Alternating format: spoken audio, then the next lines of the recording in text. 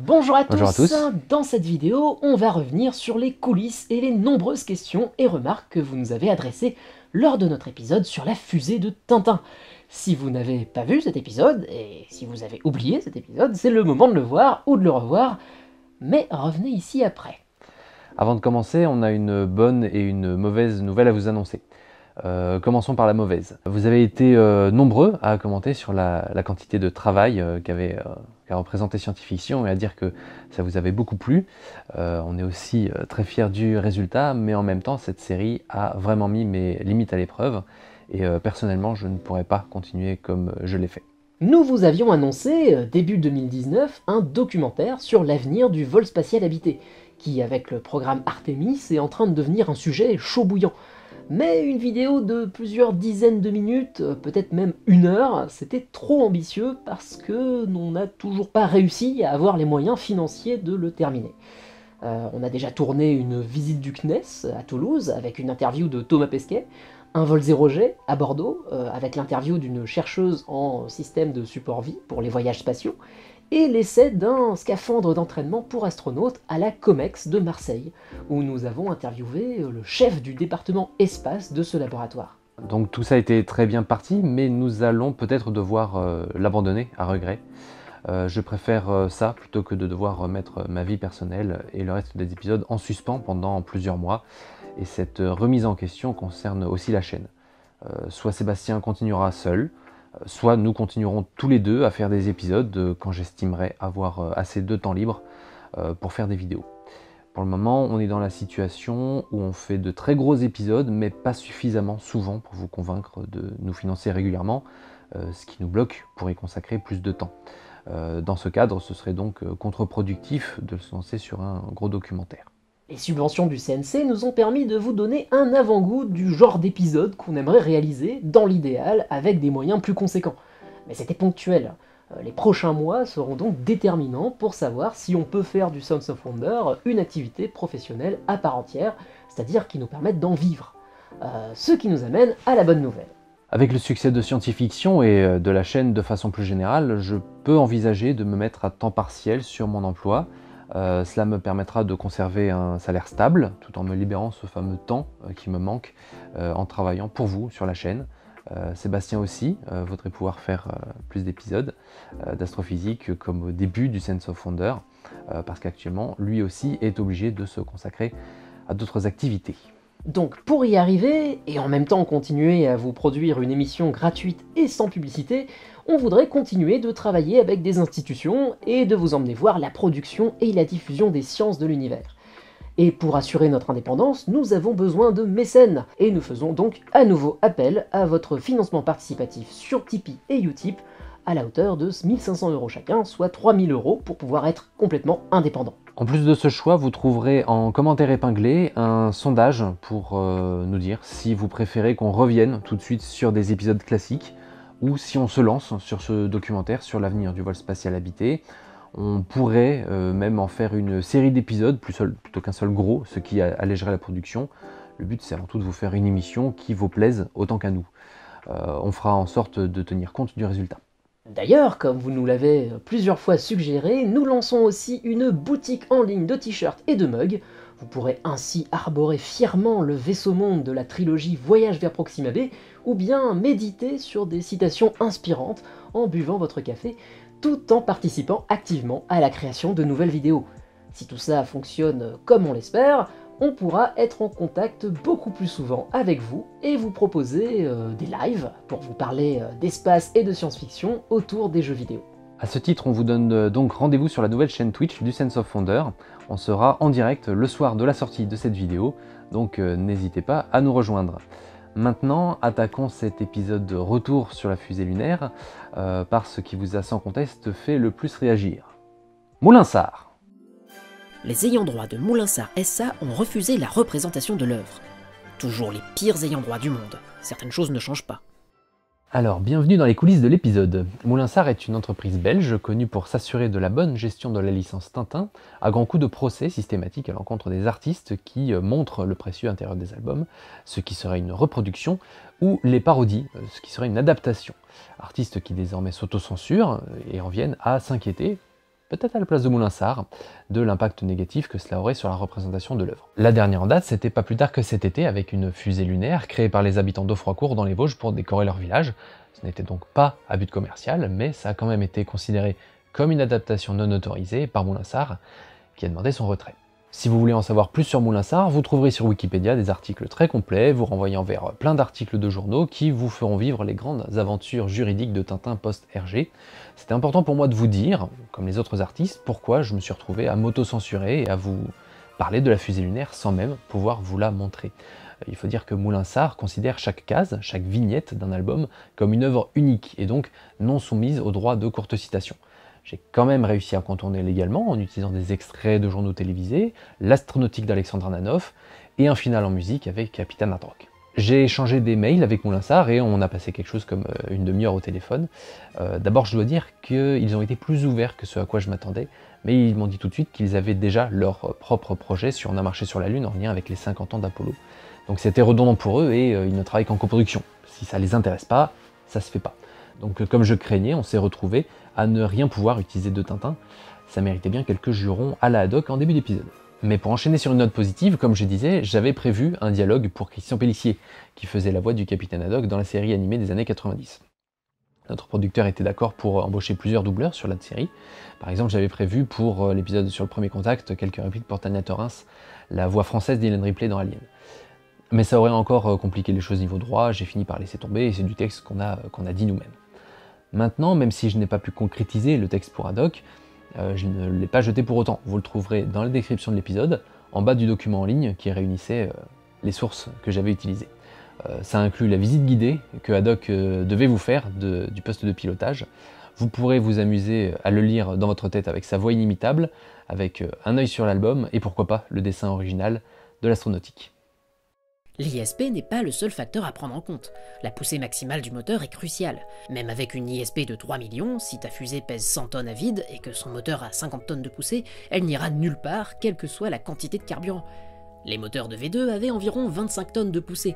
Or, les moteurs Nerva avaient quasiment la même poussée, donc utiliser un moteur chimique au décollage n'avait pas grand intérêt pour Tintin. Oui, alors revenons plus en détail sur la propulsion des lanceurs, grâce à la poussée. Pour rappel, l'impulsion spécifique, l'ISP, c'est le temps en secondes pendant lequel 1 kg de combustible peut soulever 1 kg de votre lanceur.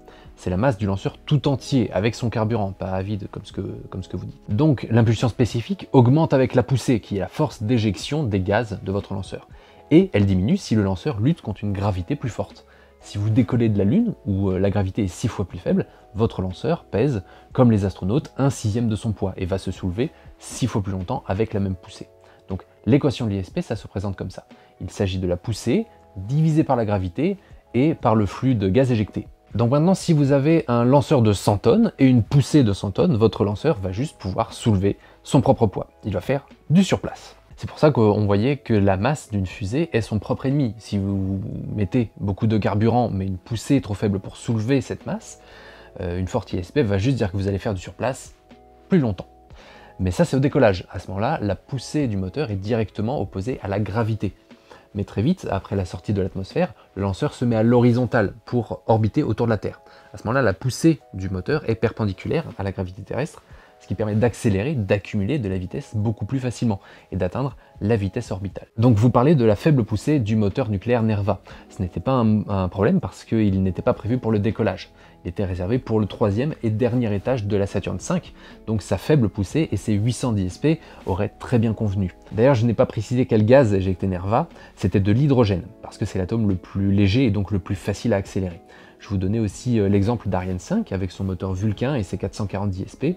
Ça c'est pour l'étage principal central et son étage supérieur qui utilise un mélange de dioxygène liquide et de dihydrogène liquide pour produire de la vapeur d'eau. Mais ce sont les boosters latéraux avec leur poudre qui fournissent à eux deux 91% de la poussée totale. C'est ce qu'il faut pour le décollage.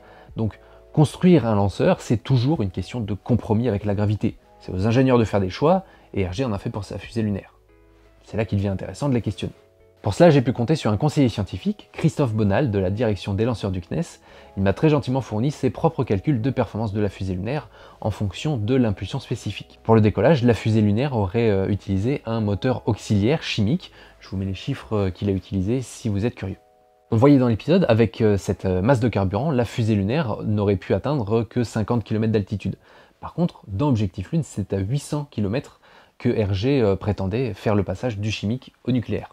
Le chimique était vraiment négligeable. C'est pour ça qu'ensuite, Christophe Bonal a fait les calculs pour le moteur nucléaire seul. On disait qu'avec 810 SP, il fallait 97% de masse dédiée au combustible et 3% de masse à vide, et que les calculs d'Hergé n'étaient pas bons. Alors, on va regarder ensemble les calculs de Christophe Bonal pour un lanceur mono-étage, sans charge utile, c'est-à-dire sans équipage, juste la propulsion. Voici l'intersection qui correspond à la fois aux 3% de masse du lanceur, aux 810 SP de sa propulsion, et à la vitesse qu'il doit atteindre avec tout ça pour faire un aller-retour pour la Lune.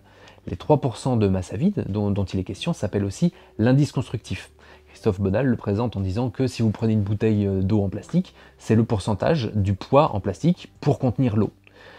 Actuellement, les meilleurs indices constructifs des lanceurs, c'est autour de 15%. Dans le cas de la vraie fusée lunaire, la Saturn V, c'était la plus grosse du monde. Or, le volume de carburant augmente plus vite que la surface de matériaux qu'il faut pour le contenir. Donc la Saturn V atteignait un indice constructif d'environ 10% sans innovation particulière. Ça compense un peu ce que je disais avec la masse de carburant. Plus il y en a, moins il y en a. Alors, dans le cas de la fusée de Tintin, avec les 3% qu'il lui aurait fallu et les 3 gros pieds, les 3 gros poids morts qui lui servaient pourtant de pieds, encore une fois, Hergé n'y était pas du tout. Même pour Starship, qui est inspiré de la fusée lunaire, Elon Musk voulait aussi un lanceur avec 3 pieds pour atterrir à la verticale, et en plus qui aurait servi de frein pour la rentrée atmosphérique. Mais forcément, il n'y en a que 2 de face, et le troisième, derrière, ne sert à rien. C'est du poids mort qui augmente l'indice constructif, donc à bannir sur un lanceur. Il n'a gardé que 2 pieds qui, du coup, ne sont plus suffisants pour se poser. Désormais, ce sont seulement des ailes, et il a séparé le système d'atterrissage avec une série de pieds plus petits autour de la base. Vouloir s'inspirer de la science-fiction, c'est honorable, mais il faut évidemment rester pragmatique pour se donner les moyens que ça marche. Depuis notre épisode, Starship a continué ses essais à très grande vitesse, et ils ont finalement réussi l'étape de pressurisation. SpaceX a réussi à faire décoller ses prototypes SN5 le 4 août et SN6 le 3 septembre. D'ailleurs, pour les moteurs, je vais vous parler du besoin d'allonger les tuyères dans le vide pour profiter de la baisse de pression et de l'augmentation de la poussée. SpaceX vient de produire le premier exemplaire du moteur Raptor de Starship dédié à la propulsion dans le vide. Vous voyez 2 moteurs identiques, avec celui de gauche plus court pour la propulsion à pression atmosphérique et celui de droite avec la tuyère plus longue pour gagner en poussée une fois l'atmosphère quittée. Donc je souhaite bonne chance à Starship pour se concrétiser, mais pour la fusée de Tintin, on ne peut plus rien. Quand les professionnels essaient justement d'obtenir des financements pour développer les lanceurs du futur, ils ont parfois du mal à justifier les coûts de développement. Parce que dans l'imaginaire collectif, c'est déjà faisable, c'est même déjà fait. Non, la science-fiction l'a peut-être déjà fait, mais si on veut que ça existe, demain, il faut y mettre les moyens aujourd'hui. C'est un exemple d'influence mutuelle négative entre le spatial et la science-fiction. Après, malgré les nombreux défauts de conception de la fusée lunaire, je gage que Objectif Lune et On a marché sur la Lune ont fait beaucoup plus de bien que de mal à la culture du spatial. Par exemple, en 1964, il y a eu le film britannique First Man in the Moon, qui est une adaptation du roman d'H.G. Wells. Le film commence par un module lunaire avec un certain damier rouge et blanc. C'est un très bel hommage à l'œuvre d'Hergé, tout en ressemblant beaucoup plus aux atterrisseurs lunaires, tels qu'ils étaient en train d'être préparés pour les atterrissages des missions Apollo 5 ans plus tard. La trajectoire est complètement pétée. On ne va pas sur la Lune en allant tout droit. Parlons de trajectoire lunaire. Il y a d'abord la trajectoire d'Apollo 8 qui fait justement un 8. C'est celle qu'utilisaient déjà les héros de Jules Verne dans Autour de la Lune. Lorsqu'il a fallu prévoir la trajectoire pour atterrir sur la Lune, la NASA a considéré la question de la trajectoire directe, dite Direct Ascent, ou alors d'une mise en orbite lunaire avec la descente d'un module plus léger. Le problème de cette deuxième trajectoire, c'est qu'elle nécessite pour le retour de maîtriser la technique du rendez-vous spatial, c'est-à-dire de l'amarrage de 2 vaisseaux. À la NASA, la question de la trajectoire lunaire a été le travail du Flying Committee, qui a eu 4 semaines pour répondre à cette question en mai 1961. Ses membres ont sérieusement hésité entre les 2 solutions parce que une trajectoire de rendez-vous avec un module de descente était certes plus optimale, mais difficile à réussir techniquement. C'était tentant de vouloir faire simple avec un lanceur le plus gros possible et de voir ensuite comment on le fait voler. Il ne faut pas oublier qu'il y avait derrière l'objectif du président Kennedy d'atteindre la Lune avant la fin de la décennie. We choose to go to the moon in this decade and do the other things, not because they are easy, but because they are hard. Cette trajectoire directe est même courante en science-fiction. Par exemple dans le film Destination Moon de 1950 que je citais en tant que source d'inspiration d'Hergé. Faire de la science-fiction, pour un auteur, c'est s'appuyer sur l'état des connaissances de son époque. Donc Hergé a fait d'autres erreurs, mais ce serait injuste de lui reprocher celle-là. Parce qu'après avoir, dans un premier temps, considéré cette trajectoire directe, le Fleming Committee a finalement choisi la technique du rendez-vous orbital. Le premier amarrage entre deux vaisseaux a eu lieu en mars 1966 par Neil Armstrong et David Scott. D'abord avec succès, puis avec un gros problème de rotation du vaisseau qui a écourté la mission. C'est cet amarrage qui a rendu possible la trajectoire finale avec un rendez-vous en orbite lunaire. Et le premier à avoir trouvé cette trajectoire optimale, c'était le soviétique Yuri Kondratyuk, dans les années 1920. Alexander Sergei de son vrai nom, parce qu'il a dû changer d'identité. Et le Fleming Committee a confirmé s'être servi de son livre pour décider de la meilleure trajectoire. En 1970, moins d'un an après son retour de la Lune, Neil Armstrong s'est même rendu à l'ancienne maison de Kondratyuk pour lui rendre hommage. Si vous voulez en savoir plus sur cet homme tellement en avance sur son temps, je vous encourage à aller voir l'épisode 8 de la saison 2 de la série Cosmos, présenté par Neil deGrasse Tyson. Trop bien la Falcon 9 de SpaceX. Trop bien, on va pouvoir parler du nom des lanceurs. Alors oui, en français, on dit une Falcon 9 et pas une Falcon 9, parce que les chiffres se traduisent. Pareil pour SpaceX, pas SpaceX. C'est la lettre X. J'ai déjà vu certaines personnes dire au masculin un Falcon 9, parce que c'est pas une fusée, mais un lanceur. Ce qui est vrai et justifié. Mais en même temps, la plupart des gens ont l'habitude de dire fusée et de mettre au féminin. En plus, avec la famille Ariane, qui est un prénom féminin. On va plutôt dire une Ariane 5 et un lanceur Ariane 5 si on précise. Donc, ce qui compte en traduction et plus généralement en linguistique, ce sont moins les règles que l'usage.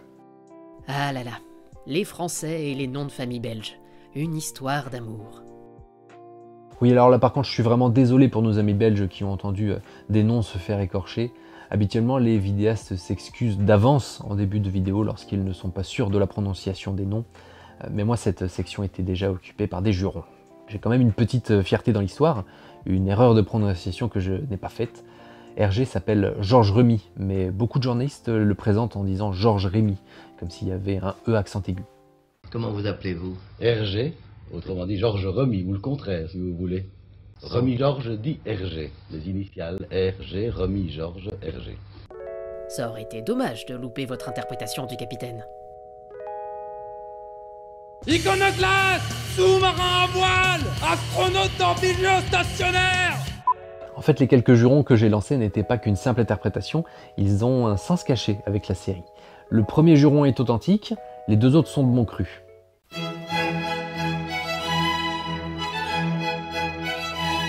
Dans l'Empire byzantin du 8e siècle, l'iconoclasme était l'interdiction de vénérer les icônes, les images sacrées. Si vous allez à la lettre I du Haddock illustré d'Albert Algou, vous pourrez y lire « Pour un héros dessiné tel Haddock, figure admirable des vitraux de papier qu'Hergé a laissé à la postérité, il est compréhensible que l'iconoclaste soit le pire ennemi qui puisse exister. » Voilà, ça c'était un tir de boulet rouge avec Moulinsart marqué dessus.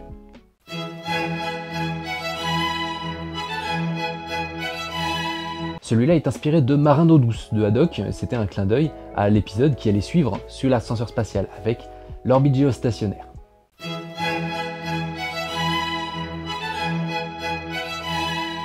Ça peut avoir l'air d'un concept paradoxal, et pourtant le premier sous-marin français a été construit en 1800 par l'américain Robert Fulton.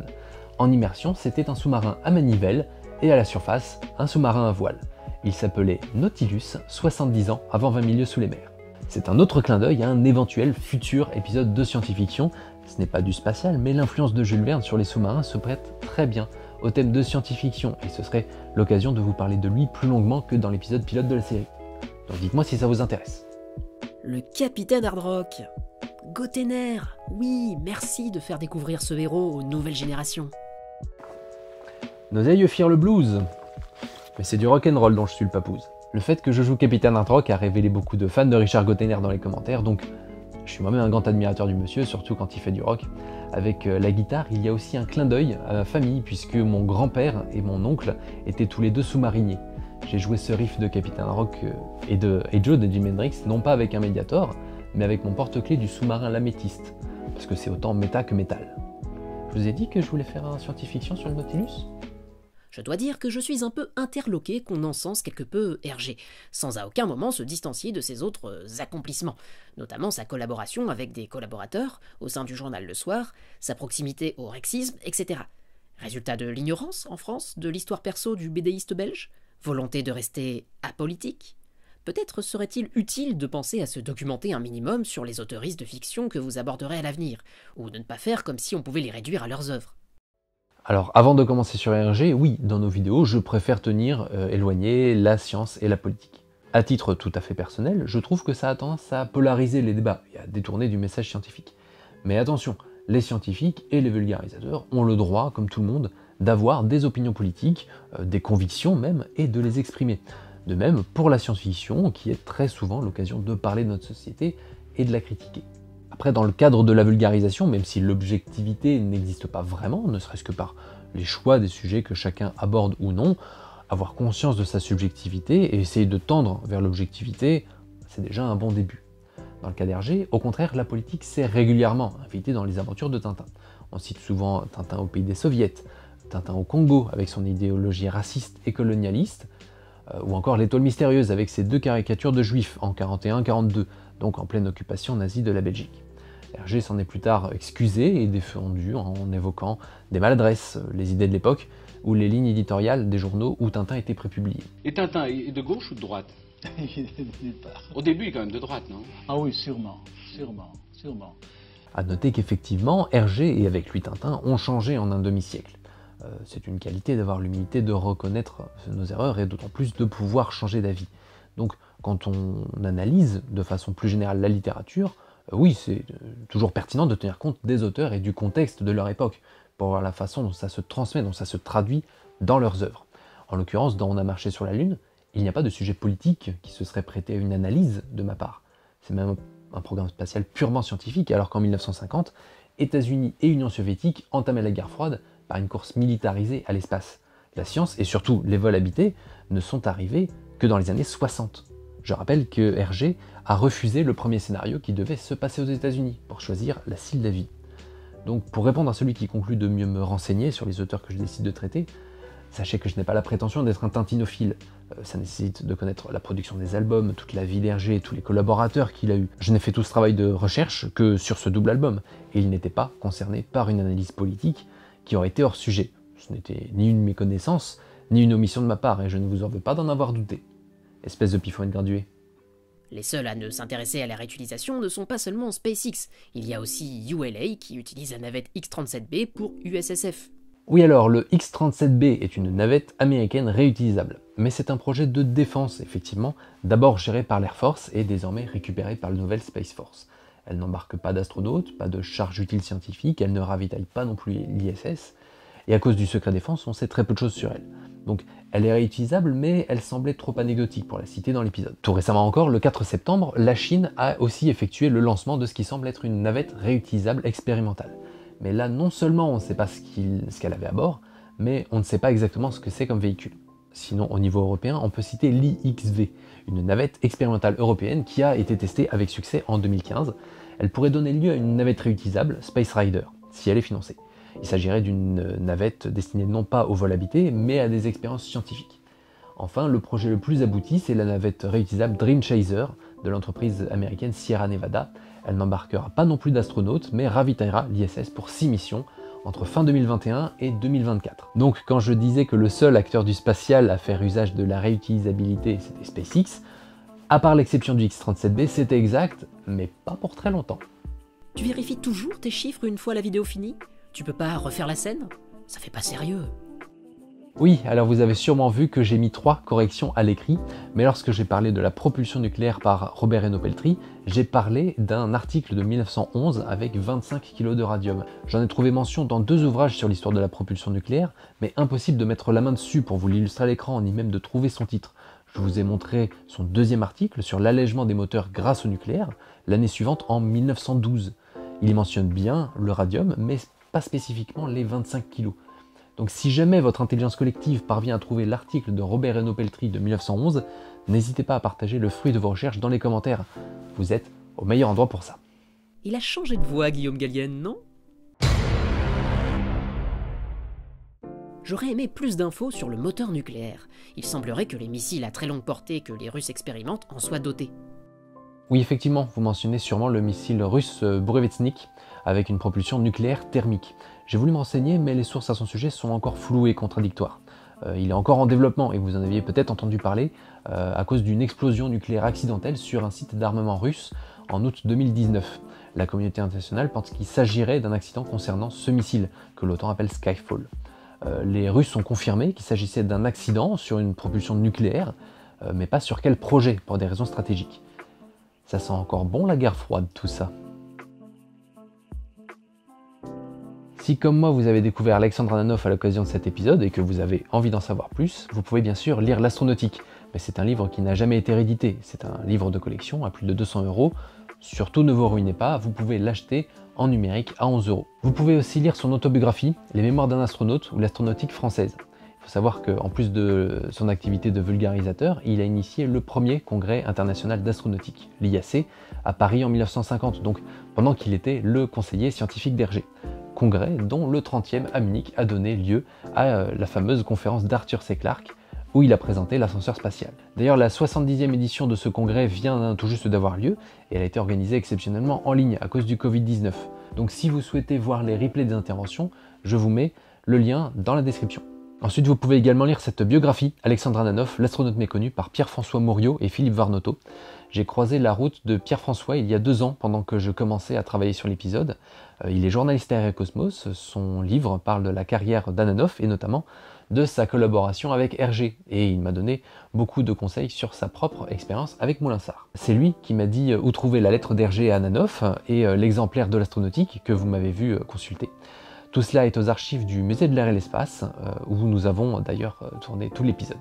C'est Pierre-François qui m'a fourni les illustrations scannées de l'astronautique, ce qui a beaucoup aidé à compenser la pénurie forcée d'illustrations. D'ailleurs, concernant Hergé Ananov, pendant le confinement, j'en ai profité pour relire quelques Tintins, avec notamment Vol 714 pour Sydney. Et j'ai remarqué qu'après leur retour de la Lune, Tintin, Haddock et Tournesol se rendaient, juste avant que leur avion soit détourné, au Congrès international d'astronautique, l'IAC. Cet album date de 1966-68, donc quand même 16 ans après le début de la collaboration entre Hergé et Ananov et des congrès d'astronautique. Je ne sais pas si c'est un hommage ou une simple coïncidence scénaristique. J'ai cherché s'il pouvait y avoir un lien, d'ailleurs aucun de ces congrès n'a jamais eu lieu à Sydney. Je n'ai rien trouvé, donc j'ai demandé à Pierre-François s'il savait quelque chose. J'osais à peine espérer que ce soit une découverte de ma part, et pourtant on dirait bien que si. Je ne peux pas être certain qu'il s'agisse d'un clin d'œil volontaire entre les deux hommes, mais Pierre-François m'a dit qu'il a l'intention d'ajouter cette anecdote à une version 2 de son livre, s'il y en a une. Donc merci beaucoup à Pif, sans qui cet épisode n'aurait pas du tout été le même. Pour la suite de Scientifiction, on vous donne rendez-vous au prochain épisode Retour qui parlera de l'ascenseur spatial. On reviendra plus en détail sur la faisabilité, les constellations de satellites, les inspirations d'Arthur C. Clarke et 2001, l'Odyssée de l'espace. Alors à très bientôt. À très bientôt.